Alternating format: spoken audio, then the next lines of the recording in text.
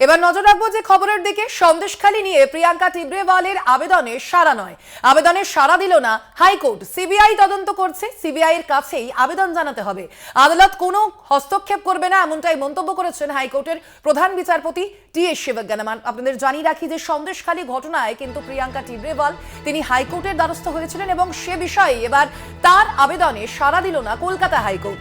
CBI তদন্ত করছে এই ঘটনার, সিবিআই এর কাছেই আবেদন জানাতে হবে এ বিষয়ে, আদালত কোনো হস্তক্ষেপ করবে না, এমনটাই মন্তব্য করেছেন কলকাতা হাইকোর্টের প্রধান বিচারপতি টি.এস. শিবজ্ঞানম।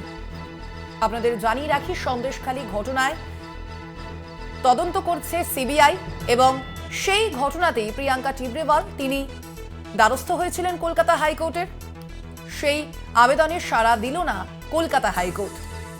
যেমনটা জানানো হয়েছে, প্রধান বিচারপতি যেমন জানিয়েছেন, তিনি সিবিআই তদন্ত করছে এই ঘটনার, সিবিআই এর কাছে এই আবেদন জানাতে হবে, আদালত কোনো হস্তক্ষেপ করবে না।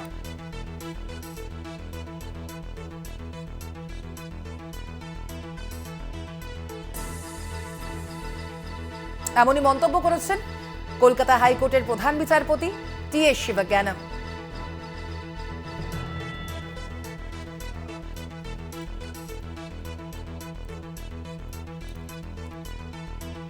আপনাদের আবারও জানিয়ে রাখি যে ঘটনার যে খবরের দিকে আমরা নজর রেখেছি, প্রিয়াঙ্কা টিব্রেওয়ালের আবেদনের সাড়া নয়, এবার সাড়া দিল না কলকাতা হাইকোর্ট। এ বিষয়ে আমরা আরো বিস্তারিত জানবো। ফোন লাইনে রয়েছেন আমাদের প্রতিনিধি পীযূষ কান্তি নাগ। পীযূষ দা, কি জানানো হয়েছে এবার এই ঘটনায়? প্রধান বিচারপতির পক্ষ থেকে কি মন্তব্য করা হয়েছে?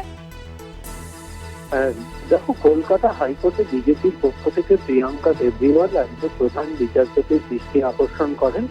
দৃষ্টি আকর্ষণ করে তিনি জানান যে সন্দেশখালীতে বিভিন্ন মহিলাদের অভিযোগ দায়ের করেছিলেন, সেই অভিযোগ প্রত্যাহারের চাপ দেওয়া হচ্ছে।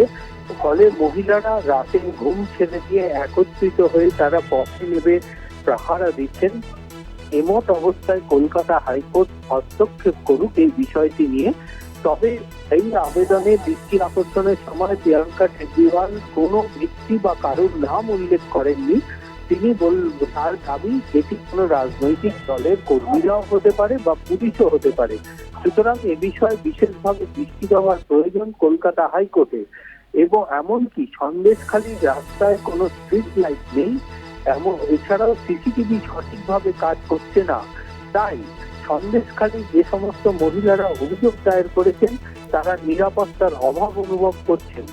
যদিও প্রধান বিচারপতি আইনজীবী প্রিয়াঙ্কা টিব্রেওয়ালের এই আবেদনে কোনোভাবেই সাড়া দেননি এবং তিনি পরিষ্কার জানিয়ে দিয়েছেন কলকাতা হাইকোর্টের নির্দেশে সন্দেশখালীর ঘটনার যেহেতু তদন্ত সিবিআই করছে, সুতরাং এ বিষয়ে যদি কোনো অভিযোগ থেকে থাকে, অভিযোগ প্রত্যাহারের জন্য চাপ দিচ্ছে এমন যদি কোনো অভিযোগ এসে থাকে, তাহলে তার সিবিআই এর কাছেই জানাতে হবে। এই মতো অবস্থায় আদালত এ বিষয়ে কোনো রকম হস্তক্ষেপ করবে না। একেবারেই ধন্যবাদ তোমায় পীযূষ দা। আমাদের সঙ্গে ছিলেন ফোন লাইনে আমাদের প্রতিনিধি পীযূষ কান্তি নাগ।